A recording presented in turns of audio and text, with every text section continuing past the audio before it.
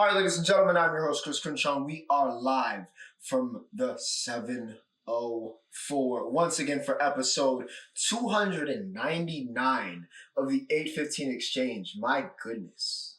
My goodness. Of course, that means we are one episode away from the big 300. There is a major announcement that will happen on episode 300.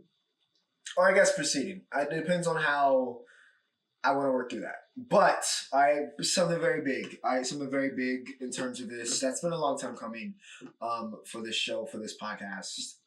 Spoiler alert. Coming on episode 300. But for now, ladies and gentlemen, 299 is a doozy, as they say. It is an absolute doozy. We've got the NFL draft. Got some winners, got some losers. Got the phone right here to go through this first round with some of y'all. We're going to get to it. All right, we're going to get to it. We're going to talk about it. All right, there were some surprises. I'm not going to lie. I said it last week. I said it was going to be an interesting one. It was an interesting one. So, yeah, plenty to talk about there. We've got the NHL playoffs. Round one's done for the Ottawa Senators, which makes me, of course, as a big Carolina Hurricane fan, it's great. But we're going to get to the rest of that, all right, because it's been a very, very interesting round one in the NHL and also in the NBA. It feels like every star player is currently getting injured, but it's all right. All right, we move, okay? We move right now in the NBA. We will talk about that. Entertainment. I went to go see the Michael Jackson biopic. You will get my feelings on that and what I thought, which will be very interesting. All right, I guess to see which kind of side of the spectrum maybe for y'all, considering the critics hated it, but the audience seems to love it. So, yeah, we will talk about it and get my point of view on Michael. Kid LAROI dropped the Before I Forget Deluxe that we have to talk about. Invincible series season finale, not the series finale, season finale. The Boys dropped episode 4 of season 5. And, of course, we've got Talladega, Carlos Alcaraz, the Boston Red Sox suck.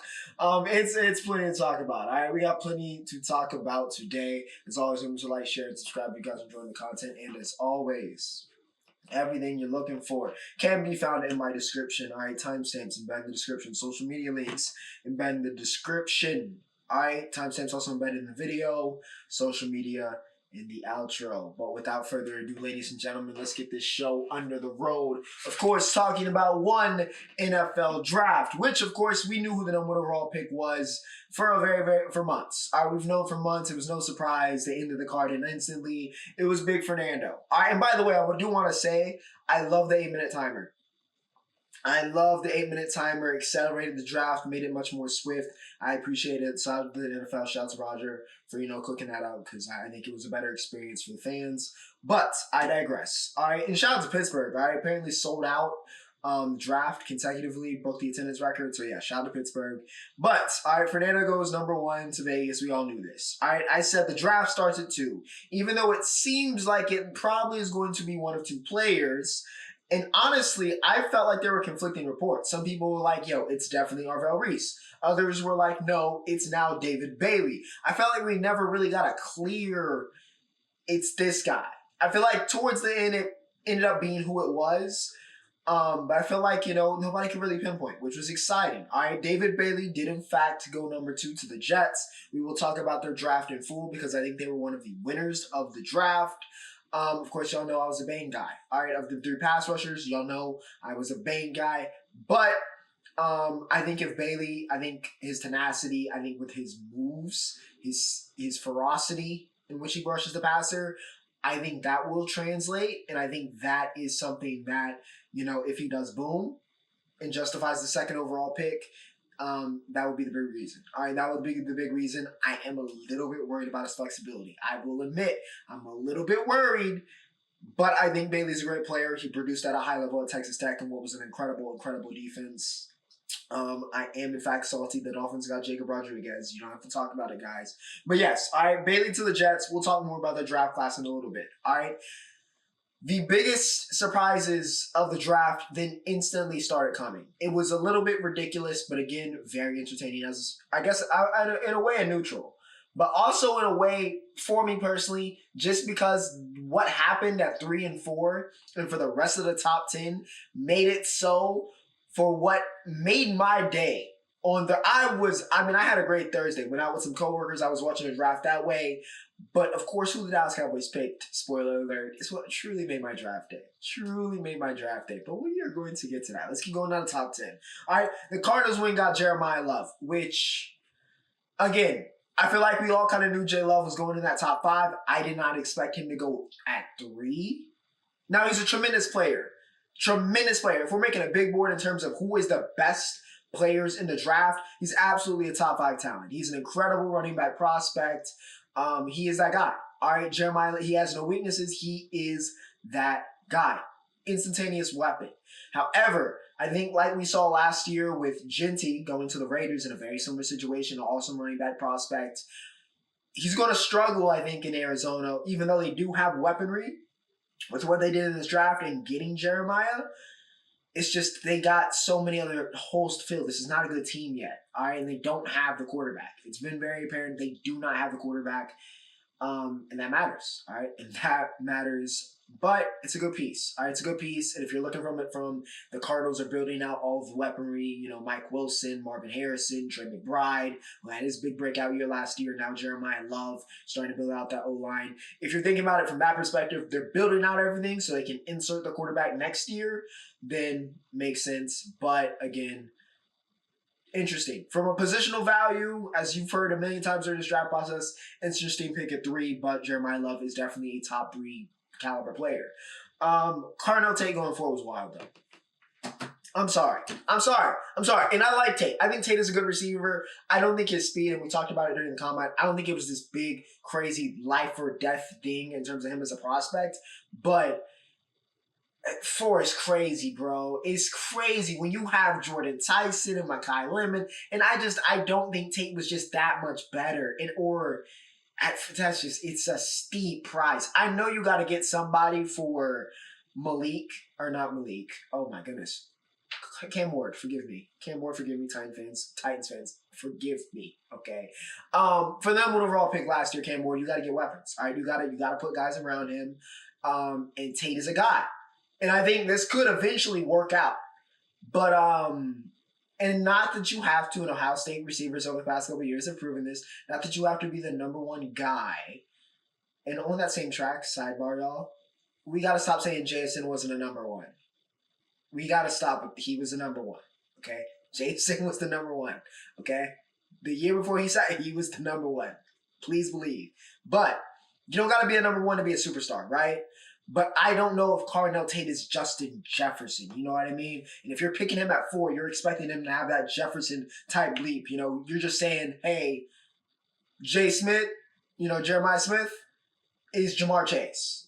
He just happened to be behind a generational talent, but this is also another elite superstar receiver. And I don't know if Tate is that guy. Honestly, I don't know if Tate is that guy. I think he's a really, really great number 2 guy. I feel like that's his brand. That's who he is. But we will see. All right, because he's going to have to be the number 1 guy, and maybe he justifies his pick. Maybe it works out for the Titans. I don't hate the idea of getting, of course, Cam a weapon. I think that's smart. Get your young quarterback, a young, great receiver. But, yeah, Tate at 4, man. That's just a steep, steep price, man. It's a steep price. Arvell Reese somehow falls to the Giants, which makes no sense. I'm going to be honest with you. Not because he fell to 5. That wasn't crazy to me. Why do they need Arvell Reese? Why they've spent the past couple years drafting top 5 pass rushers. You went and signed Brian Burns. So they have Brian Burns, Kayvon Thibodeau, Abdul Carter literally last year, and now you get Arvell Reese. And I would assume, based off of all the draft chatter in the pre-draft, you're getting him to be a pass rusher. Unless you're getting Reese to be an off-ball linebacker, which then is confusing because why don't you just go get Sonny Styles, who is the better pure linebacker than Reese, even though Reese has the upside of maybe being the better pass rusher while also still having those very good pure linebacking skills, which I'm guessing is where Harbaugh and the Giants are seeing, because I did hear reports about them doing him at off-ball and maybe, him just having that elite pass rushing trait, which could be a justifiable top 5 pick. I feel like Reese is a guy he's a potential man. All right, he is potential man currently. We got to figure out what he's going to be. He's got talent, don't get me wrong, but it very much so feels like Arvell Reese is potential man. Okay, it feels like he's potential, man, and we are kind of all projecting what he's going to be, and we're just going to have to wait till we see him on Sundays to see what he really is going to be. But yeah, very interesting pick from the Giants. I get going best available, but I don't know if Reese was the guy. I'm gonna be honest. I don't know if Reese was the guy. I know the shopping cave on now, but I don't know. I don't know. I don't know if that's the pick I would have gone with personally, but hey, Giants go get him. Reese is a good player. Big trade happens here. Cleveland trades down just a little bit. Trade spots with the Chiefs. Also get some good draft capital. The Chiefs, of course, traded away Trent McDuffie earlier in the offseason. So they need that number one cornerback. So they went and got the top one in the draft in Mansour Delane, who I was expecting us to get at this point. I was like, okay, Downs is not going to be there for us. Seems like this might be the run of pass rushers. Maybe we get Bain or Downs at this point, right? That's what happened after this pick. But before then, I was like, all right, before the draft, I'm like, all right, Delane's probably our guy because I'm expecting all these guys to go ahead. And that's just not what happened. All right, it worked out for us. So yeah, they go up, get Delane. Makes sense. Kind of a steep price, but if Delane's an elite corner, then we won't really care ultimately with what happens. Because the NFC East is decided to be the NFC Beast all of a sudden, Sonny Styles, who I think became a lot of people's favorite player in this draft, ends up being a Washington Commander, which is it works. It just works. I hate it. That's all I'm gonna say. I hate it. I'm a pure hater about that one. Jordan Tyson goes to the Saints. Get Shug if he's your guy. Get him a weapon. Again, don't hate it. And honestly, with Carnell off the map, some people believe Jordan Tyson, if he can stay healthy, is the best receiver in this draft. I don't hate it at 8. Good pick there.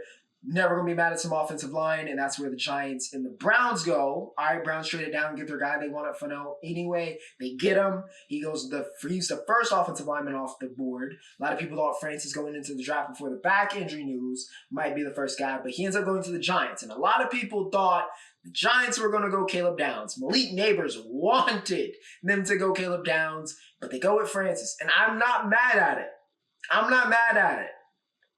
Y'all build out the defense a little bit, and I get doubling up on it. You've got your triplets on offense. Go stack up your defense. Set yourself up well. But, hey, it matters in the trenches. And you got Jackson to be your franchise quarterback, allegedly, and you're talking about his health already. Get somebody that's going to protect him. I think Francis is going to be a great player as long as he's fine and that back injury is not something chronic. So, yeah, I thought it was a fine pick. I thought it was a fine pick from the Giants. But like I said, we will see. But ladies and gentlemen, yes, sir.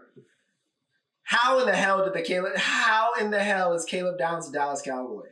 How in the hell did we luck out and get Caleb Downs? I forget where, was I in the bar or was I at the restaurant at this point in time? I forget which one. I started yelling, y'all. I ain't even gonna lie. I'm not gonna keep it P or I pretend I had any type of decorum. All right. I started yelling. I couldn't believe my eyes. I couldn't believe my fate. All right. And even before when I realized, Caleb is still on the board and Bain was still on the board, I was like, we're going to mess this up. We're going to mess this up.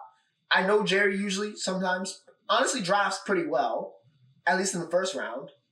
But I was like, this could be a Mozzie situation. We're going to have this up. We're going to overthink this. But no, we just went and got him. All right. And it was the perfect pick. The perfect fit, the perfect pick. I don't know how it fell in our lap.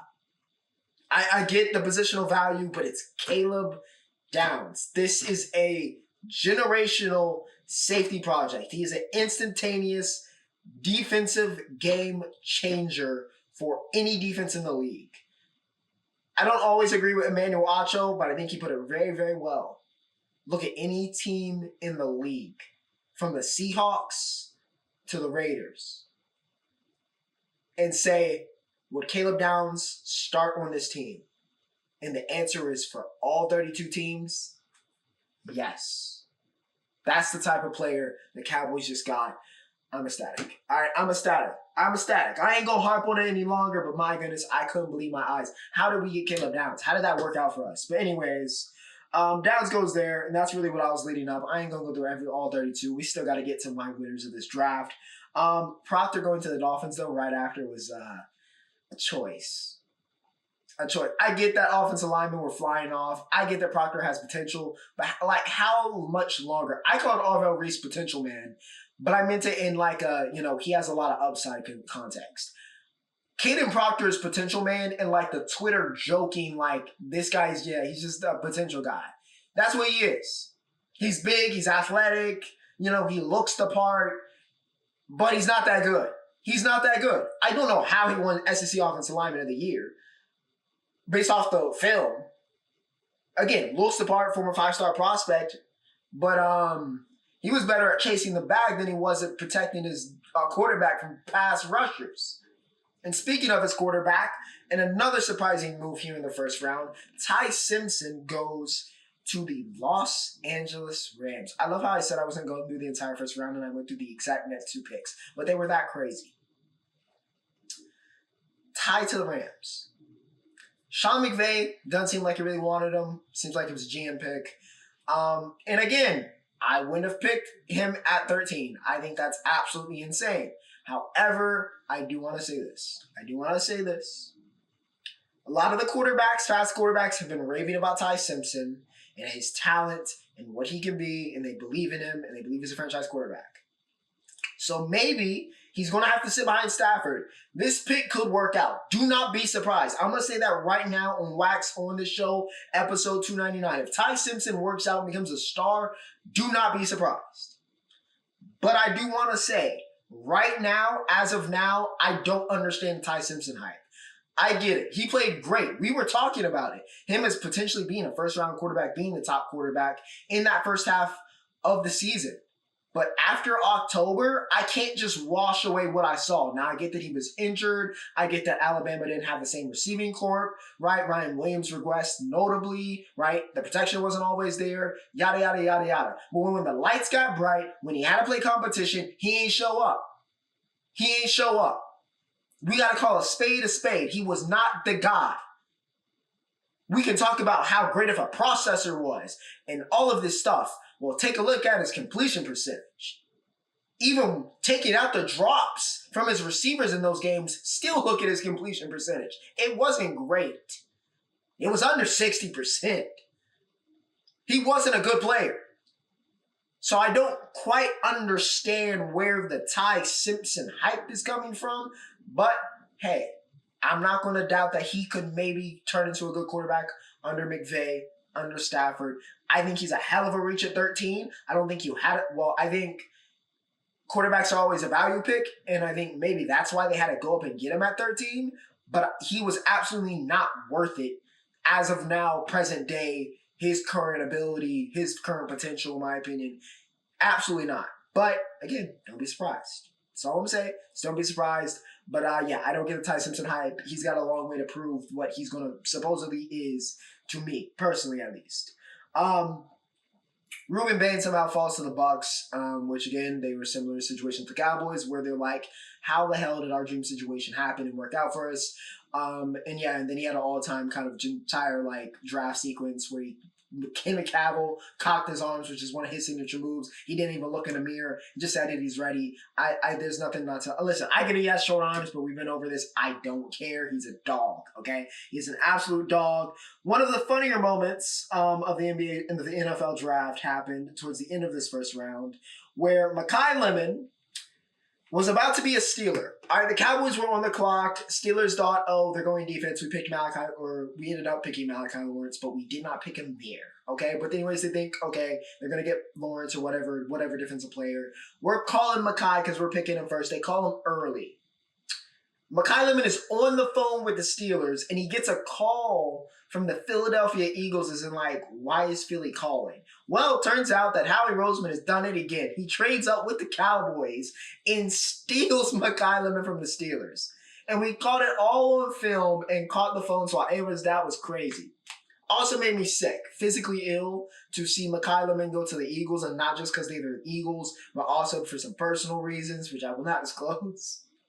But, hey, if you're friends with me in real life, if you know, you know. It makes me sick to see Mekhi. I love Mekhi. Go be an Eagle. It's terrible. Terrible the way that worked out, but, hey, it's what it is. But regardless, all right, last notable selection I do before we go do some of these teams I thought were the winners. Dylan Denneman to the Bears. Great pick up there. All right, great pick up there for Chicago. Obviously, he was a big rusher during the draft process. Also was a really good player at Oregon. All right, I think that's a great job because Chicago needed the defensive help. All right, they needed the defensive help. I think that'll help the Iceman. I'm calling him the Iceman because we called him the Iceman. Again, I don't know where that thing came from like last month with the whole Gervin situation and people just hating because they hate Caleb or I don't know. Y'all called him the Iceman. We call him the Iceman now. All right. But anyways, all right, good pick from the Bears. Good defensive pick. Liked it. Not surprised to see him go. But like I said, ladies and gentlemen, let's talk about some of the winners. All right, some of the winners of this draft process, and it's all in the AFC. All right, shout out to the AFC because y'all killed it. The Baltimore Ravens won this draft. Absolutely. You got Ione. All right. You got Ola, big Ola from Penn State, the guard, top guard in this class. Help out, protect Lamar. You got him at 14. Then in the second round, you kept cooking. Zion Young, very good edge rusher from Missouri. Potentially some character issues. All right, potentially some character issues, but a big body, some talent there. You work through it. In Baltimore, could be a very good pick. I think he'll have a solid career. All right, I believe in Zion. I believe in Zion Young's ability as a first teamer, all SEC this past year. I believe in Zion Young. You get him in the second round. They keep cooking. Third round. You go and get Jacoby Lane. All right, which of course I'm a USC fan, so I saw it live and direct. But let's call it what it is. He has some of the best hands in the entire draft. How many times have we seen it throughout his career, the one-handed catches? He's a great hands catcher. He's a big body. He's a red zone threat, and he can also run routes, and he can also just run in space. All right? I think Lane was I'm not as high as Des Bryant, my God, was on him, but don't be surprised. Jacoby Lane is a guy, okay? And we talked about that receiving court for the Ravens and them needing to get guys that could beat. If Lane breaks out and reaches his upside, he could be a number one potential type guy. I will come out and say that. He can be one of those top tier targets that Lamar's been looking for. All right, so shout out to Jacoby. They also get Elijah Surratt, who was super consistent, super reliable, super clutch as well for the Indiana Hoosiers who won the national championship, and for Fernando. He's a great route runner as well. But yeah, love that pick, getting Lane and Surratt in 3 and 4. In the 5th round, it keeps going here. All right, you go get Chandler Rivers, who I love. All right, get him out of Duke. Traded for that pick. Again, helping out that defense. More secondary help. Rivers was a playmaker. All right, he was a playmaker at Duke. Adam Randall in the 5th round as well. Could be a very, very interesting big body running back, former receiver. Interested to see what they do in that offensive system with him. But overall, a very good draft for the Baltimore Ravens. All right, I think they did really, really, really well. And to stay in division. Yes, in division. The Cleveland Browns had a very good draft. All right, you got Fano, who you wanted anyways. Later in the 1st round through trade, you end up with Jacksonville's pick and you go and get Casey Concepcion, who could be a nice weapon for whoever ends up at quarterback, whether it's Shadur, probably not DG, let's be real. Shadur, whoever ends up being quarterback in Cleveland. Okay, Lord knows. But you go get KC, you go get Denzel Boston, who a lot of people were high on. Big body receiver, 6'3", 212, made a lot of plays in Washington. A lot of people were high on him. I think EMW, all right, Emmanuel McNeil-Warren could be a steal. All right, in that 2nd round, one of the top safety prospects, 6'3", 201. I'm not saying he's Emmanuel, but I think he's got a lot of similar traits in terms of being a guy that people, started to build some hype on late in that draft process. And then we look back at the end of the season, he's competing for Defensive Rookie of the Year. I would not be surprised. All right, I think he is a very talented player, natural box safety. Yeah, a good asset to that defense. All right, a great asset to that defense. Taylor Green was an interesting pick late. All right, but I think that first 4 picks, what they did in those first 4 rounds was some good stuff from Cleveland.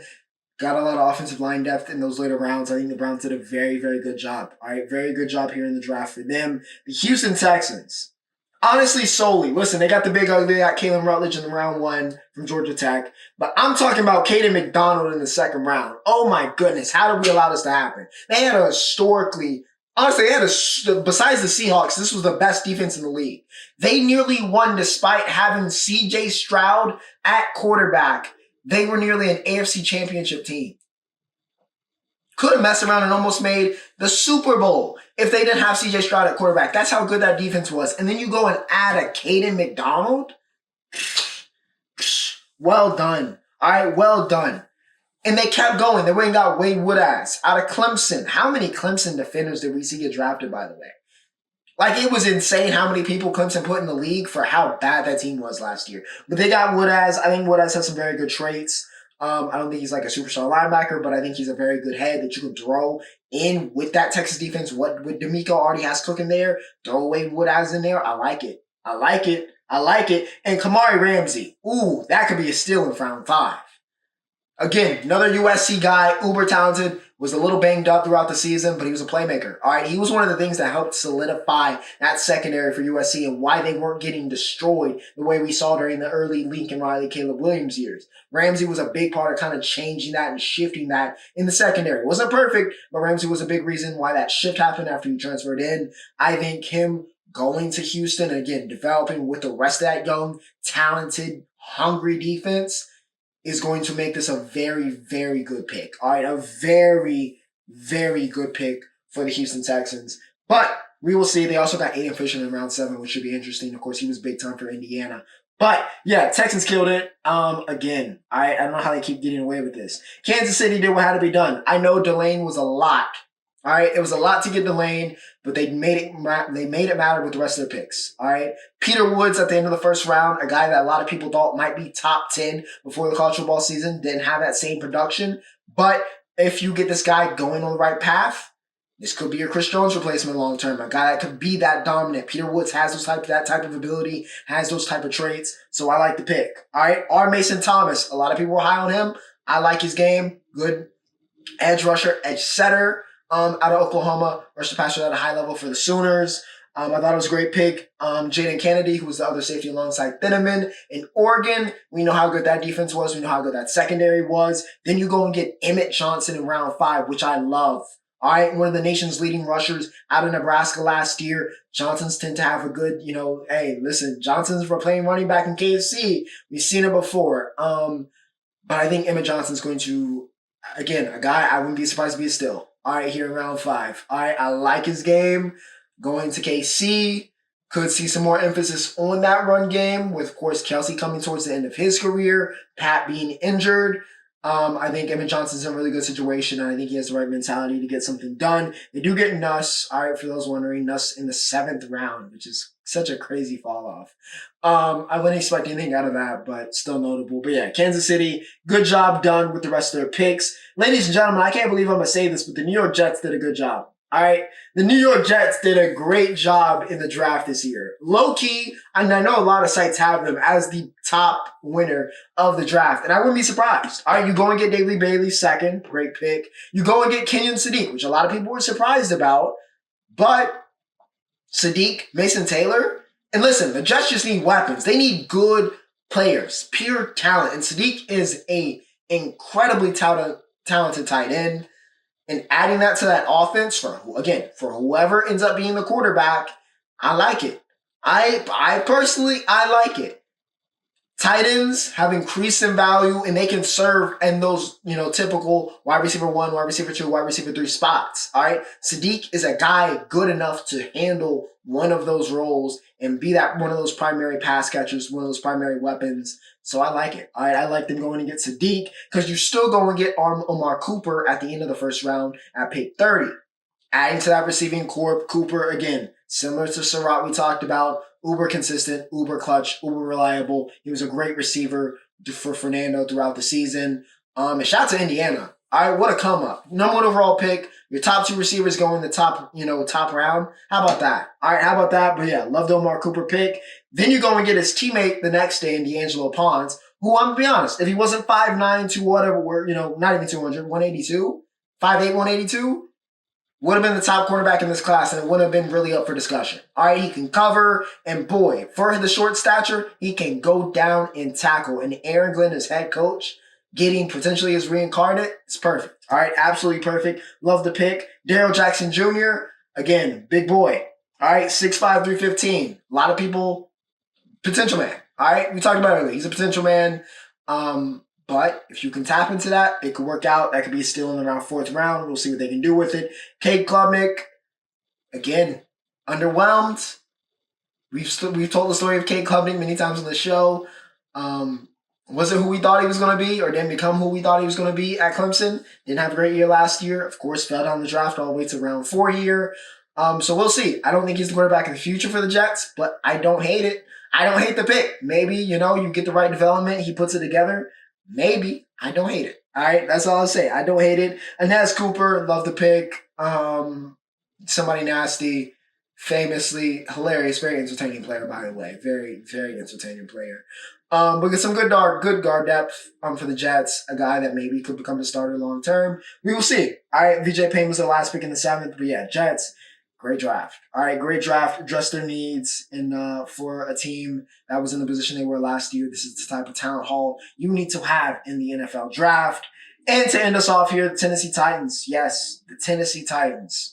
Even with getting Carnell Tate at 4 and me disagreeing with that, still had a very good draft. Keldrick Falk has a lot of upside. They got him at the end of the 1st round. I love the pick. Anthony Hill Jr. in the 2nd round. I absolutely adore the pick. All right. I think he could be a very, very good linebacker for a very, very long time in the league. He didn't put up the most gaudy stats for, I think, the hype last year. But make no mistake, I think this is a very good player. I think Anthony Hill Jr. is a very, very good player and will be a standout on that Titans defense as long as they have him. Nick Singleton, good asset. Good asset to put in there. Like I said with Ward, like we talked about with Tate. Not sure if he'll be the superstar, but a good guy to have in the stable, adding another weapon for Cam Ward to play with. I love it. All right, getting Jaron Koenig, former linebacker converted tight end for Oklahoma, similar situation. Just a good asset. All right, young, athletic players. I like what Tennessee did. All right, I like what Tennessee did overall. Again, even the Tate pick, like I said, could work out. All right, it could work out. Maybe he becomes the number 1 overall. Good stuff. That was a long segment, ladies and gentlemen, but that was the NFL draft. Let's go straight to entertainment, yeah? Let's go straight to entertainment. I watched the Michael Jackson movie, and Jafaar Jackson, hats off to you, brother. All right, hats off to you. Listen, when I saw the previews, I was like, I see it. I mean, he's his nephew. He has some resemblance, but I was like, I still see Jafaar in Michael. You know what I mean? Michael is one of the most recognizable. He's the most famous person possibly to ever live. So obviously, as one of the most famous figures, movements, faces in the history of the world. So it's a difficult thing to cast. But when I say Jafaar Jackson absolutely bodied this. There were some points of this where I was like, it was like he was possessed. It was like Jafaar was possessed by his uncle. I don't know what type of Jackson family black magic voodoo they did to make it happen, but it happened. Unironically, Oscar-worthy performance from Jafaar Jackson in his debut film playing his legendary uncle. He was incredible. He was electric. And shout out to the kid as well, who played young Michael. Did a great job from a pure acting performance. Did a good job. This was a well-acted movie, honestly. All right, Coleman Domingo was terrifying as Joe Jackson. But the overall movie, I'm not going to lie to y'all, it was pretty cookie cutter. All right, it was pretty cookie cutter. It was pretty simplistic. It was pretty shallow. There were still, the overarching names, but I'm not going to lie. Somebody called it like a Wikipedia. And honestly, the Wikipedia is probably more in depth than this movie. Okay? It didn't touch anything too controversial, which is not holistically surprising. Because I don't think the Jackson family would want to paint Mike in a bad, way. But of course, there were a lot of cuts. A lot of people, Diana Ross, so that cut out a lot of the 70s. They couldn't talk about the allegations, so we really only got up to Bad. Literally the start of Bad, which was one of the best sequences, by the way, in the film, even though it was rushed, all right? And that's kind of tough to cut. MJ's life, cut out anything that happened from 84 to 88, even though it was a cool-ass transition from Human Nature to Bad to end the entire movie. Still, I don't know. All right, I don't know. The pacing was a little shoddy. We jumped a lot. It wasn't a great, from a pure film perspective. I don't know if it was a great film, but it was well acted. The set pieces, the actual performances of Jafaar doing what he does, were great. All right, were great, and honestly make it worth the price of admission, in my opinion. Also, the music was going to be great. This is Mike. So yeah, a lot of stuff to like. All right, it's going to make an insane amount of money. Made $200 million its first week. It's probably going to hit $1 billion. I would not be surprised. It's MJ. And it may launch Jafar's career. Not gonna lie to you. But as like a pure movie, it's okay. It's merely okay, but it's elevated, like I said, by the greatest artist of all time's nephew putting in an incredible performance as him, and the rest of the cast kind of doing what they could with the script and with what they got. So, yeah, I would say go watch it. I would actually say go watch it. Even though I gave it a 3 on Letterboxd, I would still say go check it out because it again the set pieces, the actual performances, it's worth it just to like. It felt like you were watching an MJ concert. It felt like watching the closest we'll get to seeing MJ in the flesh again. That is legitimately what it felt like, and I mean that in the utmost of compliments to Jafar. So shout out to him. But yeah, Michael, that's my opinion on that. Invincible. All right, it was all about Mark's PTSD this week. Drag gave him his terms at the end of the episode. Of course, that was very, very well done with kind of Mark dealing with the flashbacks of the impending doom of where the Viltrumites, and Drag coming through and killing all these people that he cares about in these flashes throughout of his life. Ultimately, he finds Drag while he goes for a flight, and Drag, of course, is ore farming as per usual. And I'm not gonna lie, telling somebody who you're potentially invading but trying to negotiate with, here, let me explain your future, is tough. All right, it's objectively tough. Shout out to Drag, top tier character in all fiction currently. But yeah, very solid finale episode. I know a lot of people are used to the Invincible classic big battle, but we got that last episode. It was a very, very good episode in terms of character building. Next season is going to be interesting because it's different. It's not like the same track that we saw in what was an all-time great season here in season 4. So I'm interested to see how people receive it, but I have complete faith in the team that it'll still be a very good season. It's just maybe not going to be what people are expecting with the kind of shift in what we get around to. But what a season from Invincible. Absolutely what a season. The boys, all right, kept rolling. Another solid episode. Annie gets to reunite with her family. Honestly, I'm surprised they didn't die. It would have been classic The Boys for them to show up and murder her family, and she comes back in a pool of blood to Hugh and go. But it didn't work out like that. All right, honestly, it was very hopeful, and I think that was needed. All right, for the quality of the show and for the story to not just be complete doom and gloom, which is a lot what the comics was. I think it was valuable. All right, that kind of scenes with Annie. I think those were some of the best kind of character work and kind of narrative storytelling we saw in the entire season. So yeah, shout out to them for the Annie scenes. Then we go to Fort Harmony. Soldier Boy back where it all started for him, where he got injected. He kills his old army mate going through it. Him and Homelander going through it. Homelander decided to be a god, so now he's made a church. The boys all get it out because of the stuff going on up Fort Harmony is all putting them together, which I think will be necessary. I'm excited. It was a good setup for next week, but we'll see what happens. And to end the segment, ladies and gentlemen, Kid LAROI dropped the Before I Forget Deluxe, which was great. I condemn. Too real currently. All right, even though the production on it's a little bit off, just the content of the song, it's hitting a part of my soul currently for what I'm going through in real life. It's just, what a song. All right. Dying on This Hill was also very, very good. Good deluxe from LAROI. But of course, the big news in music was we did officially the Ice sculpture from Drizzy, and then we got May 15th. All right, May 15th. And then, some more Iceman teasing and a lot of backtracking from people on the mic. It's very funny to watch. I'm not surprised, but it's very funny to watch. All right. I'm not going to tell you to stay on your side because you're going to do what you want to do, but it's very funny after the way y'all acted for the past 2 years to be doing a lot of backtracking right now. But ladies and gentlemen, that was entertainment for the week. Let's talk the playoffs now, ladies and gentlemen. We're going to kick off with the NHL, and get straight to it. Because I got something to celebrate this week for Hockey Land. Even though here in the 704, the Charlotte Checkers did blow a 1-0 lead and 8-1 game 1 and then lose 2 straights. We did have our National Hockey League hockey representative, the Carolina Hurricanes, get it done this week, all right? We get the sweep, 4-2 over Ottawa.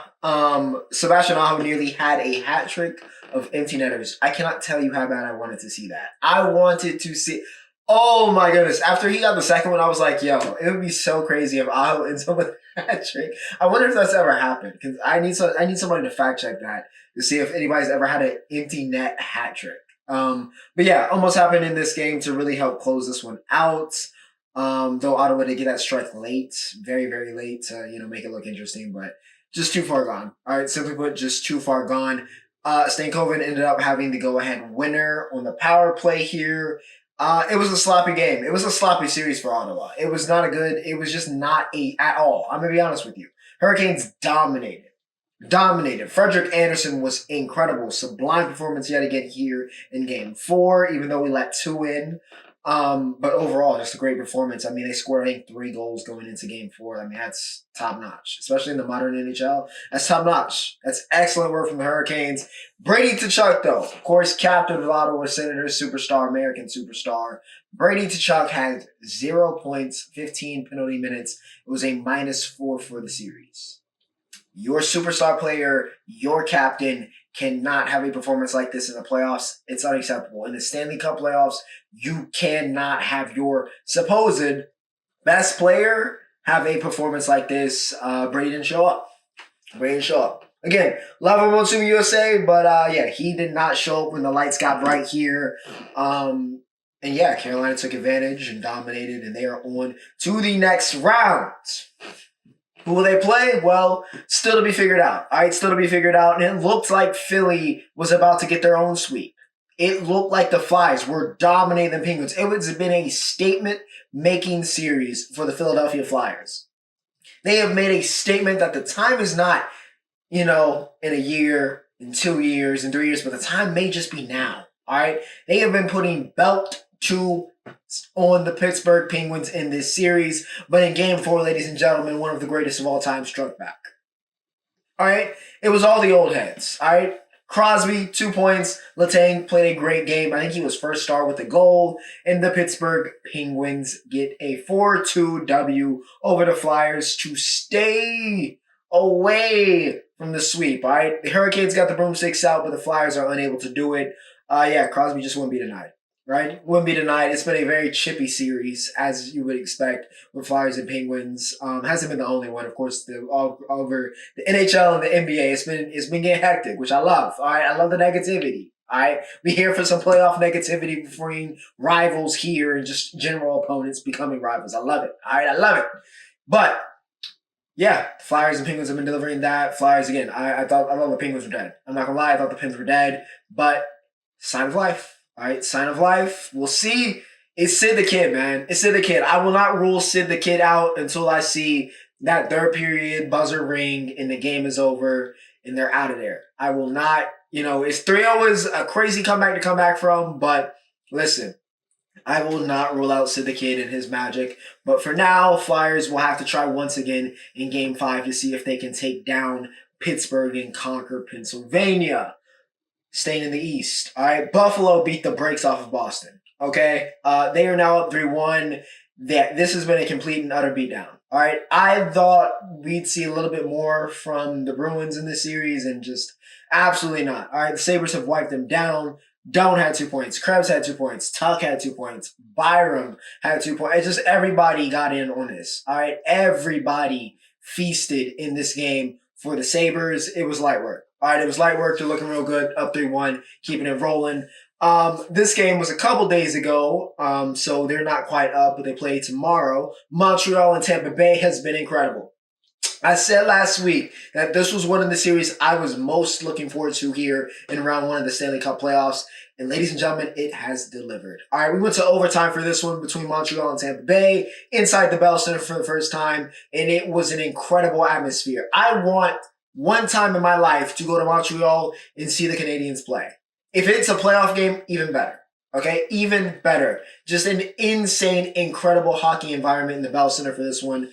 And just overall, from what we've seen, just honestly throughout the season, with the Canadiens being, no disrespect, relevant again, and being good again, it's just been different. All right, I feel like the NHL is better when Montreal is good, if that makes sense. It's more exciting. All right, it's more exciting. The Bell Center being hectic, like it's good. It's good to watch. It's like a sports fan. It's one of those things, I think any kind of fan in any sport will recognize, there's that team that is just like, if they get that and they get the fan base behind them, it's fun. It's fun. The Canadians are fun, man. And this has been a fun series. Like I said, this one went to OT. Lane Hudson gets the overtime winner. Bell Center was rocking for that one. Insane, like Stone Cold Steve Austin in the 90s pop. But yeah, it's been a good series. Montreal's up 2-1. We'll see what happens, though. All right? We will see what happens here in this coming week and who can take command of this series. Let's go out west. Scar West is still wild. All right, it's still wild. And speaking of the Wild, the Minnesota Wild have tied up the series versus the Dallas Stars. After last week, we talked about the Wild making a statement in Game 1 with a 6-1 win back then. The Stars struck back, took 2 straight, had the Wild on their back foot. However, they got it done yesterday, getting it, Boldy with the game winner, I believe, in OT as well. Krill had 2 assists. Faber had a goal and an assist. Quinn Hughes. That's the Quinn Hughes I know. That's the best defenseman, perhaps, on the planet. In that contention, Quinn Hughes. All right, it's been a little bit of an up and down season for Quinn. All right, still very good, but just, maybe not elite. But, yeah, he was elite in this game. All right, Quinn was elite in this game. Set up a very nice goal, took a man's ankles. It was beautiful stuff. All right. Beautiful stuff from the American Star. Wallstead, by the way, had 43 saves, a .956 save percentage in this game. He was big time. The Wild answered the bell. All right, that's all you can ask for. The Wild answered the bell, just like the Stars. Like I said, I challenged them to answer the bell last week. They did. Like I said, took 2 straight. Now we have a tie series. We got something cooking between the Wild and the Stars. Might be a good one. Colorado smoked LA. Like I said last week, it's going to happen. One of the easiest predictions of the first round for me.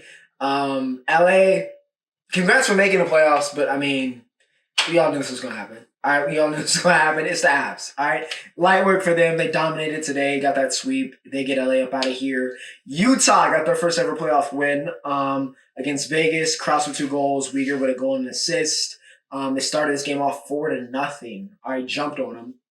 And yeah, the Mammoths are on the board. Still 2-1. No game today, no game yesterday, but they got one tomorrow, so won't go too into depth. But yeah, Utah strikes back. We'll see. Vegas, of course, is still, like we said in the beginning, probably the favorite to win this series. But hey, anything can happen. All right. I just, everything worked this week for the NHL for me. I don't know how it worked out like that, but I'm appreciative. All right. Shout out to the NHL in terms of my predictions. With these banger series. All right. Anaheim and Edmonton. Absolute banger, okay? One of the games, in my opinion, of the entire playoffs so far. 7-4. This was a game you show a neutral if you're trying to be like, yo, I'm trying to put you onto the NHL. I'm trying to show you a game. Maybe they haven't watched hockey. This was like one of those games that you show them. All right, and they run it back tonight. Montreal and Tampa Bay playing right now as I'm recording this. As I mentioned earlier, the late game is Anaheim-Edmonton, so I'm going to try to watch a little bit of that tonight. But what was that? Game 3? I believe it was Game 3. Yeah, Game 3. Anaheim got it done, takes a 2-1 lead in spectacular fashion. We had a 5-goal third period, including 4 of them from Anaheim. Absolute cinema. Granlund had 4 points in this game. 1 goal, 3 assists, which I feel like we didn't hear Granlund's name too much because Jackson Lacombe had an all-timer. All right? Only 2 points, but that didn't tell the story, man. Lacombe was incredible. Incredible performance. One of the better performances I've seen from a defenseman in a playoff game. Honest to God. That I've watched. Like, just everything. He did everything. Offensively getting it done. Defensively making stops. Again, playing against the best player on the planet. And Draisaitl, like, it was incredible stuff. Shout out to Lacombe. This is why everybody's so excited about Anaheim's, futures because of players like Lacombe getting it done. Leo Carlson had 2 points in this game, including a big goal to really set Anaheim apart because McDavid scored like right after on the PP. But hey, they got it done. McJesus was a -4. All right, plus minus in this game. But I'm not going to put this one on him. All right, the Ducks just had his thing going. All right, Vinnick, Seneke, that entire line we talked about, they had it going. All right, they had it going. It was a great game for the Ducks. And again, it should be another banger in Game 4. No real prediction. I won't put a prediction on it. But yeah, it would be big time, bro. It would be huge if Anaheim wins tonight by the time you watch this or listen to this. If they're up 3-1, that would be crazy. That would be crazy, but I won't rule it out. All right, NHL playoffs, Stanley Cup playoffs, off and running. We got some good stuff cooking. Let's keep it rolling. All right, to the NBA, to the National Basketball Association. Orlando and Detroit. Detroit, you want to talk about it? Detroit, do you want to? I mean, we have to talk about it, but do you want to talk about it? Because boy, you are descending once again into fraudulent territory. Orlando, my fault. My fault. I feel like every time I say Orlando is just like they don't got it is when they show up. Like Magic fans at this point, you probably like please let Ocho talk crazy about us so we can just reel off another set of wins. But ladies and gentlemen, Orlando took game 3 here, 113-105. Paulo remembered who he was. Paulo Banchero remembered who he was. 25 points, 12 rebounds, 9 assists, 3 steals, 2 blocks. Now, sure, he shot 6 for 17, but look at that stat line. And when he had to make a play, Paulo made a play. That's what you want out of your star player. All right, nothing more, nothing less in the playoffs. That's what you expect. That is what you need and to pull off the upset here against the number 1 seeded Pistons.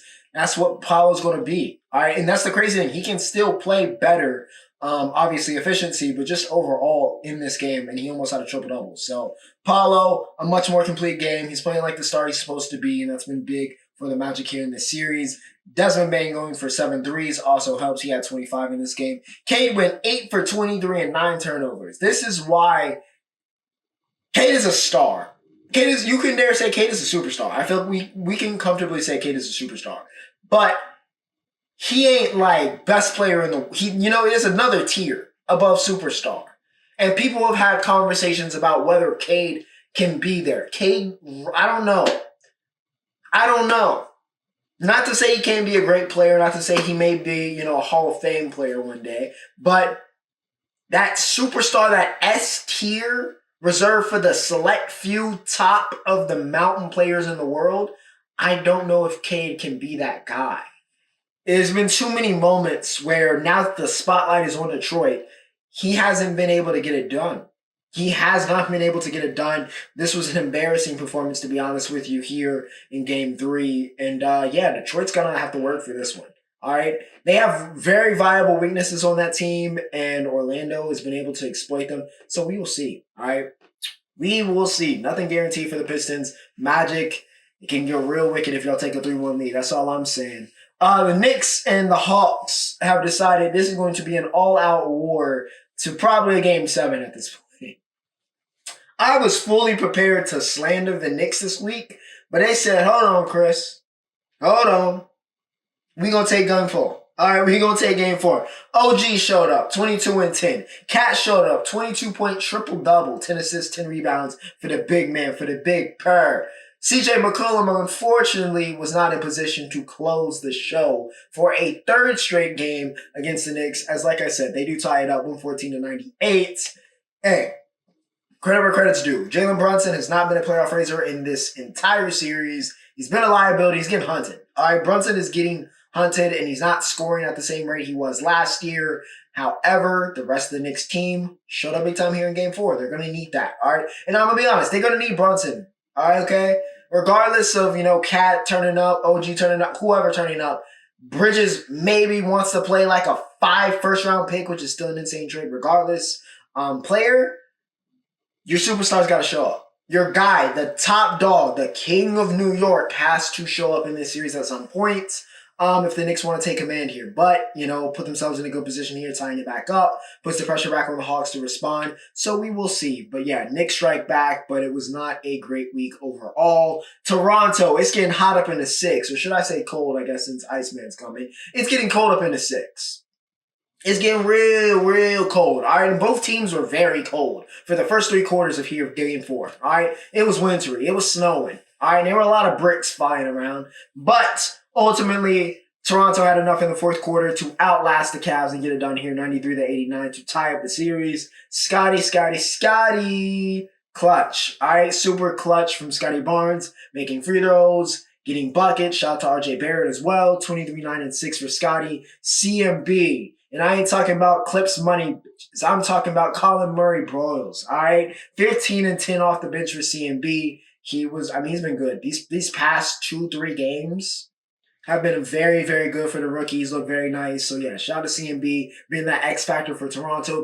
This is why they got him, and he's showing up where it matters. Spider finally had a down game here in the playoffs. He went 6 for 24, but it's Spider in the playoffs. He averages 28. Don't rule him out. All right, don't rule him out. Cavs, like I said, rough shooting night. 37% from the field, 25% from the three. They missed 33 pointers in this game. That is just not going to win you basketball here in the Big 26. It's just not. All right. So yeah, tie series, but Toronto and Cleveland, they got a good one cooking. All right, they got a really, really good one cooking. Philly and Boston play tonight. All right, so I will not be able to talk about it. But Boston's up 2-1. Responded very well after Philly took that shot game one. However, Embiid is back from appendicitis surgery. So we'll see how that factors in. We'll see if VJ can make something shake yet again. Yeah, so far, you know who. JT, JB, they've been cooking. So we'll see. We'll see. I won't bet it on it, if I'm Philly, but hey, I won't rule them out. I will be ruling the Phoenix Suns out. All right, this series is over. Okay, OKC gets a dominant victory here, 121-109. SGA said enough about the foul baiting, which was excessive this week, but he locked in yesterday. He was the MVP. 42 points, a very ethical 42 as well, 42-8 at that. Dylan the villain, he had 33. And he said he's going to guard SGA next game to try to prevent the sweep, but I don't think he's stopping the best player possibly on the planet. But hey, fair play to Dylan Brooks. We need characters in the league. He's certainly a character. This game got changed when Book got banged up by Dort. Dort's a good defender. I also think he's a dirty player. I'm gonna just say it. There's been too many incidents, and it's crazy how little flack he really gets for what he does. All right, for what he does. He does legitimately play sometimes like, the classic football player playing basketball. Dort does a lot of that, and it's unnecessary. All right, and I'm going to call him out. On the show. I think more people need to talk about it, but especially when you think about how much OKC gets away with on the offensive end, Dort needs to get penalized, all right, for how he defends and how he moves on the court and some of the slimy things he does. But it is what it is. OKC, I think we all knew was going to handle business here. Yeah, they're on the verge of the sweep. I would expect it to come. Minnesota and Denver have been going to war. All right, as expected. They have been going to war. And ladies and gentlemen, somehow, someway, Minnesota is up 3-1 in this series, even though it doesn't feel like it, because Dante DiVincenzo, a minute into this game, tore his Achilles. And then, a little bit later into the game, AE, Anthony Edwards, of course, superstar for the Minnesota Timberwolves, hyperextends his knee and gets a knee bruise. So he's out a couple weeks. He was already banged up. But the Wolves are on the brink of eliminating the Nuggets here, 112-96. You got Joker crashing out. Rudy Gobert, shout out to you. He had 15 points, 2 rebounds, 2 steals in this game. Continues to play. Again, you win Defensive Player of the Year that many times.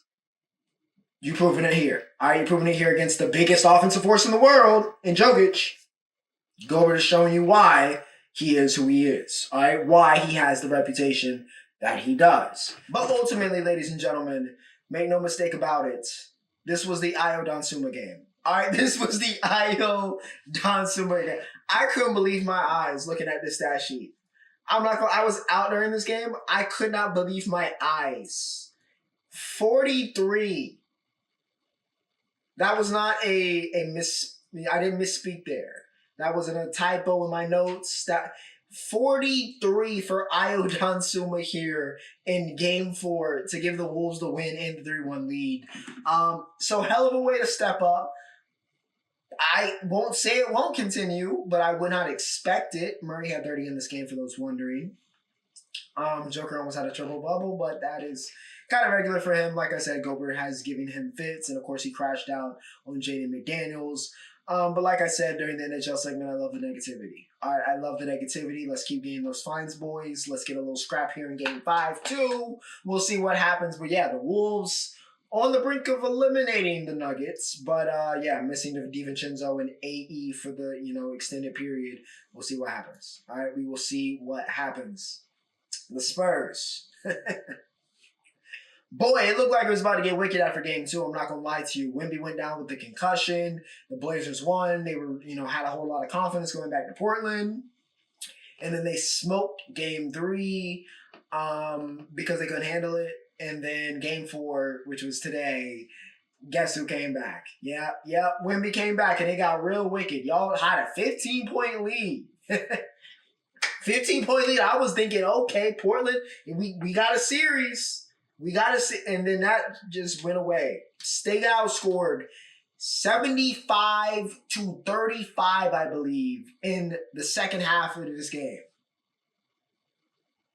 This is the largest margin of victory, 114-93, for a team that was down 93 or down 15 points or more in the NBA, in the history of the NBA playoffs.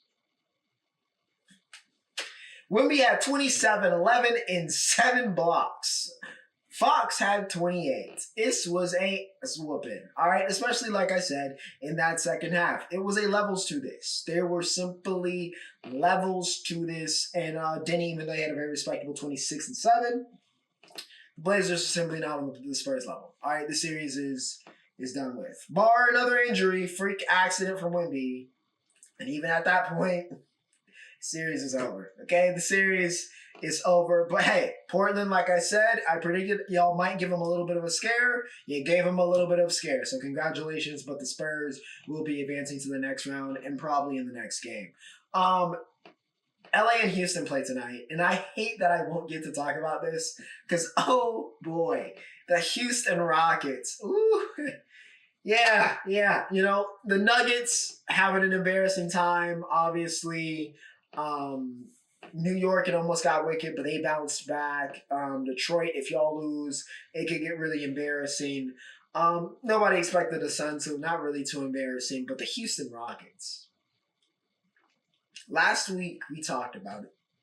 Today, we're going to talk about it just a little bit more here on episode 299, folks, because they were down 3-0. And KD, apparently this ankle was a lot worse than people thought it was going to be because he's day-to-day, but he hasn't played in any of the games. He's not playing in Game 4. And that don't bode well, especially when Game 3 happened and they had this game won. They had this game won. It would have been the game that's like, okay, you stopped the Lakers' run. There's hope. You just got to get, maybe get KD back, right? Reed Shepherd. I don't know. I don't know. We talked about this in the draft process. But I don't know. And y'all convinced me just a tad. Not too much. I didn't think he was going to be something special. I kind of said he was going to be a role player. I still think his ceiling is a role player. But boy, oh boy, oh boy. You pick him 3rd overall under the mirage that maybe he becomes Steve Nash. But he's not Steve Nash. He's a regular dude. He's just a regular guy, man. He's a regular guy. Y'all got fooled by the shooting percentages when he was at UK and thought, oh, they got another one. No, he's a regular dude, all right? And Go James is not a regular dude, all right? And Go James put that pressure on him and rehab. I saw the pitch running right down his leg as he turned the ball over and then had to watch Bron hit that 3 to send the thing to overtime, and then it was over after that. All right, Houston was broken, okay? They were broken in overtime, and the Lakers went up 3-0. Somehow, some way, by the grace of the god of basketball, that is LeBron James, who's throwing lobs to his own seed here in the playoffs during actual time, actual real game minutes, created a teammate who is contributing. Houston, this is going to be this could be very wicked for y'all if y'all lose tonight. That's all I'm going to say. That's how I'm going to end this segment. Houston, I dare y'all to lose Game 4, bro. I dare y'all to lose Game 4 because it's going to get wicked. Oh, it's about to get so wicked for y'all. But yeah, Lakers up 3-0. We'll see what happens. We'll know by the time you watch this. But, Rockets, this is embarrassing. This is just embarrassing. All right? But with that said, ladies and gentlemen, we have reached the roundup here for episode 299. We will talk about Talladega. Racing is back. All right. I mean, it's still been here. NASCAR's been here. Tyler Reddick's been winning. You know, he's at 5 now. All right. He's at 5 now, y'all. All right. He won last week. But this week, all right, this week, we had a big one, a real big one, because it's Talladega, restricted plate. I love it. Mwah. But we had a big one. All right, and it took down about the entire field. I was going to say half the field, but it was like 75% of the field in this crash. So yeah, all-time big one here at Talladega. Sets up a situation for some of y'all that may not be the dominant car to have a chance to win. Have a first-time winner. And ladies and gentlemen, for the 13th time here at Talladega, Carson Hocevar, come on down. I mean, it was coming. All right, it was coming. Carson's too talented. He's too fast to not have it happen, and I feel like he's kind of built for restrictor plate. With the risk he takes, and once he gets track position, he was really, really strong. So yeah, congrats to Carson. Great personality. Burnout was cool. Driving outside the car was dope. He's great for the sport. All right, Hocevar, like him, hate him. He's good for the sport, in my opinion. And he gets it first of probably more than a few wins here in his Cup Series career here at Talladega. So yeah, Hocevar gets one on the board. But yeah, make no mistake, 23-11 still running the show, even though Bubba had a DNF because he was in part of that big one. And Reddick had half a car to finish. But yeah, he's got a commanding lead very much so still. Big news here in the tennis world. Carlos Alcaraz has been dealing with an injury, of course, that saw him kind of lose his uber dominant Super Saiyan form that he had to begin the year. And he has made the very wise decision, because we are well invested in him having one of the great careers in the history of the sport. Decision to rest that wrist and heal it, and unfortunately not play in the tournament that is low-key made for him, which is the French Open, which is devastating. Honestly, it's devastating. All right, Carlos, the French Open has been cinema. All right, absolute cinema. Him during clay season has been incredible to watch over the past couple of years. But, like I said, we are invested in seeing Carlos Alcaraz fulfill his destiny as the baby GOAT and as the best player of his generation. So, unfortunately, we will have to simply just watch Yannick Sinner run over everybody, the other great player of his generation. Run through everybody here in Roland Garros to get his career slam. All right, so at least we're getting Sinner's career slam, bar him completely falling off. But it should be a layup. All right, it should be a layup for Yannick. Maybe he can, take over the lead in the titles against Carlos while he's out. But yeah, get him well soon, Carlitos. The sport needs you. All right, the sport needs you. They needs you at full power. It needs you healthy. It needs you like you were at the top of the year, man. We need you back by grass season. So yeah, let that wrist heal. We can run Roland Garros back another year. And in baseball, all right, some rookies are shining, some rookies are falling. Some teams are shining, some teams are falling. The Boston Red Sox are falling, and as a Yankees fan, that brings me glee. That brings me great glee. But unfortunately, Alex Cora has been fired. Yes. He lost the team, he lost the franchise, he lost the fan base, so it was kind of coming. All right, they were 10-17 when he got fired. They're 11-17 now because they're playing the Orioles. And the Orioles have just not been the same since that 1 year where it all clicked and looked like, oh, the Orioles got to be dangerous, but no. But yeah, Red Sox still looking wicked. That team is a mess. All right, Roman Anthony seems like the only person with a pulse, or only one that cares. They're lacking leadership, as you can see with the manager literally getting fired. But yeah, just from the player standpoint, it's a mess. And it's really weird because I feel like a year ago we were talking about right before Roman, when Roman was the number one prospect and had Kay Campbell and Marcelo about to come back. We were like, yo, the Red Sox are about to be back. Crochet, like they're about to be back. And now we're like, yo, they fucking suck. Like, this is a terrible franchise currently. So, we will see. We'll see if Cora getting fired solves something for the Red Sox. But, yeah, this looks like a season potentially of impending doom, which, like I said, as a Yankee fan, good for the boy. But, as a baseball fan, yeah, I mean, I don't care. I'm a Yankees fan, so I don't care. Okay? I don't care. Red Sox suck. It's a great time to be alive. All right? But without further ado, ladies and gentlemen, that is it for episode 299. Like I said, 300, we got a very big announcement coming. All right? Very big announcement pertaining to this channel. Guest will be back soon for the NBA draft. As always, that annual segment. And some other stuff. We got a good planning, of summer coming up. It's going to be a good summer. Yeah. That's all, ladies and gentlemen. Hope you enjoyed episode 299. In the books, draft day, playoffs. But for now, Ocho signing. Off.